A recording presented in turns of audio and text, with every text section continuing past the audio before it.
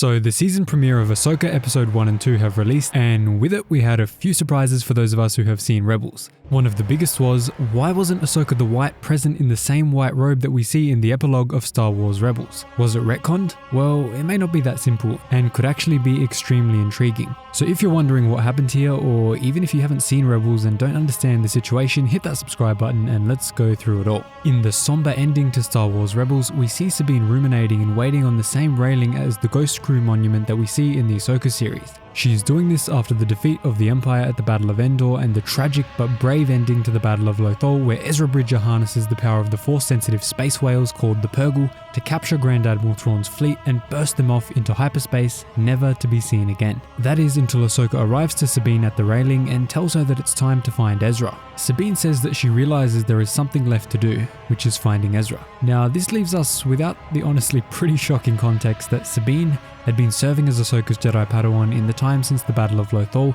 before it going sour and Ahsoka apparently quitting on her like she did for Anakin. Obviously, this is still missing a ton of context since the show hasn't finished coming out, but this is a radical difference from what anyone, including me, expected when Rebels finished. Now, for a Mandalorian to serve as a Jedi Padawan truly is shocking, and if the Jedi Order later is reformed, it would make Sabine the first Mandalorian Jedi since Tarre Vizsla, possibly sharing the spot with Grogu from The Mandalorian. So why was Ahsoka wearing white in the Rebels version of the finale while wearing grey in the Ahsoka version? Well, the simple answer that most people will probably jump to is the retcon theory.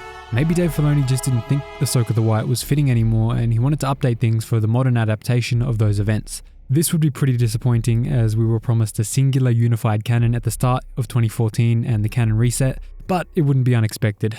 We've had many books retconned or overridden by on-screen content. Funnily enough, the worst example of this was the Ahsoka novel, but there have been plenty more. It would be a step up to retcon screen material like Rebels, albeit animated. That would be pretty concerning, but we'll see what happens. However, I think there could be a different theory that explains this, and it involves the world between worlds. We all know from the marketing and what we've already seen in these first episodes that Ahsoka will likely be visiting the world between worlds. It may end up holding the key to rescuing Ezra and stopping Thrawn from taking over the galaxy. So maybe Ahsoka will switch positions with herself as Ahsoka the Grey, having to redo all of the history that we see in the Ahsoka epilogue yet again. Maybe Ahsoka will make such a dire mistake in the future that she will have to fix it through the world between worlds. Now keep in mind that the world between worlds is still a fixed time loop, so if that happens, it was always meant to happen. But this would be an interesting fix to the white versus grey changes without breaking the canon or overriding the animated content. So let me know your theories down below and make sure you're subbed for tons more Ahsoka content as the series continues. Thanks again and see you next time.